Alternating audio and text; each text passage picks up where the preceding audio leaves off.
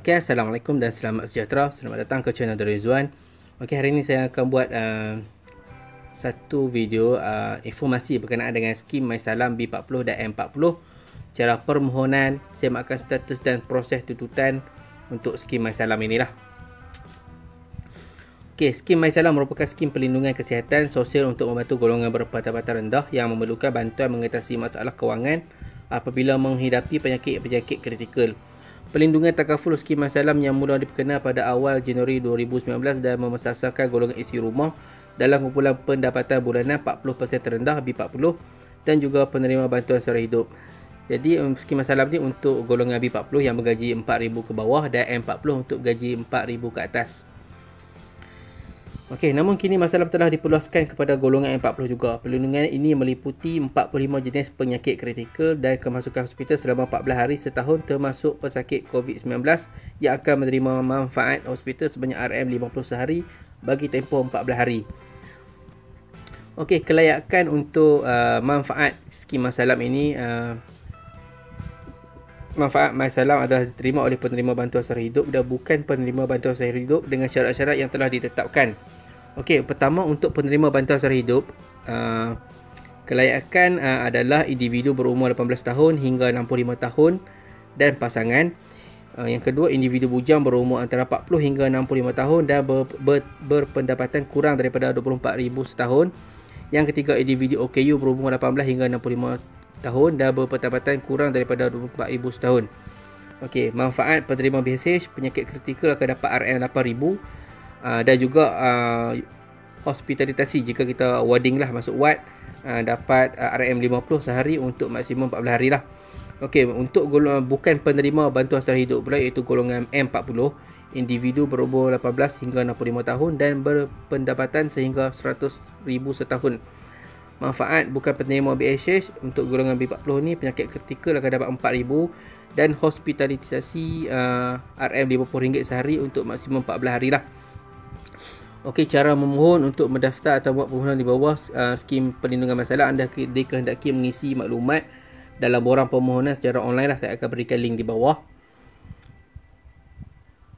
Okey, jadi ini tempat permohonan lah, www.mysalam.co.my. Okey, daftar di sini, masukkan nama, nombor kad pengenalan, nombor telefon bimbit, email, alamat, postcode. Okey, sila pastikan ini adalah alamat surat menyurat. Masukkan jantina, masukkan status perkahwinan. Kemudian anda klik di pengisytiharan dan persetujuanlah, ada tik di situ dan anda masukkan captcha dan seterusnya hantarlah.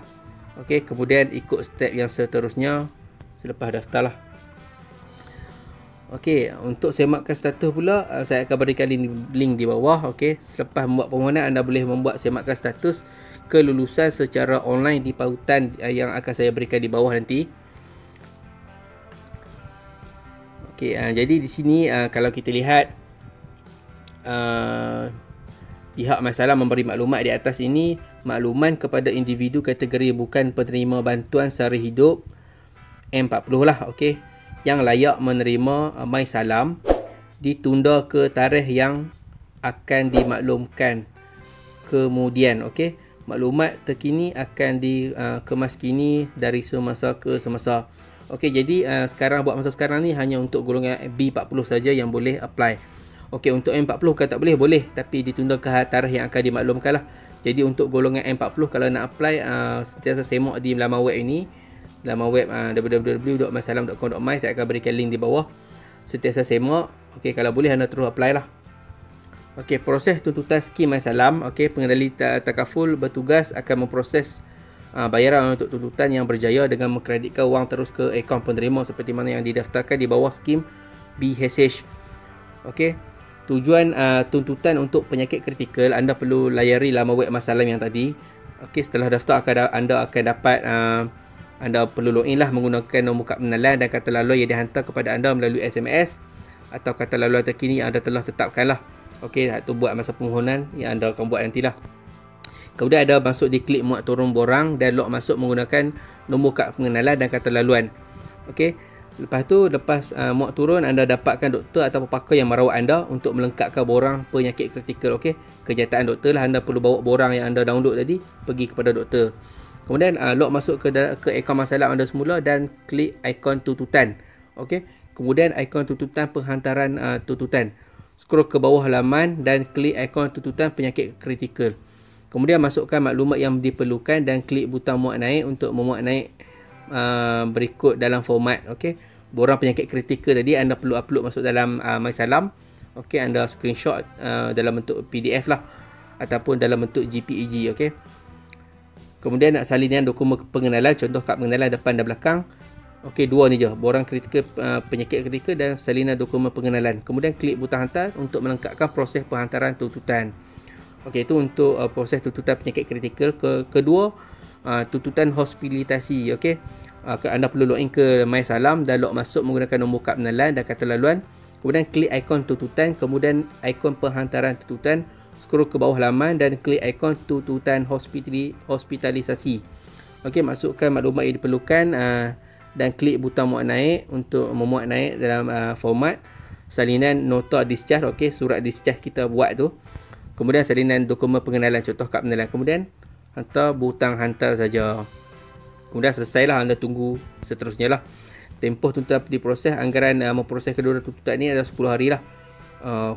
Penyakit kritikal dan hospitalisasi selama 10 hari lah anda perlu tunggu. Okey, mereka akan proses. Jika dokumen dan maklumat yang diterima tidak lengkap, proses mungkin akan menjadi lebih lama atau sehingga dokumen yang diperlukan telah diterima untuk memproses tuntutan. Jadi pastikan betul lah maklumat yang anda beri. Mereka yang membuat tuntutan juga dimaklumkan melalui SMS sama ada tuntutan mereka. Okey, jadi anda akan dapat SMS lah sama ada tuntutan anda lulus ataupun tidak. Okey, ini adalah senarai 45 penyakit kritikal yang dilindungi. Okey, penyakit Alzheimer, okey, dan rawatan invasif lain. Okey, banyaklah penyakit kritikal yang di cover di bawah skim MySalam ni. 45 penyakit.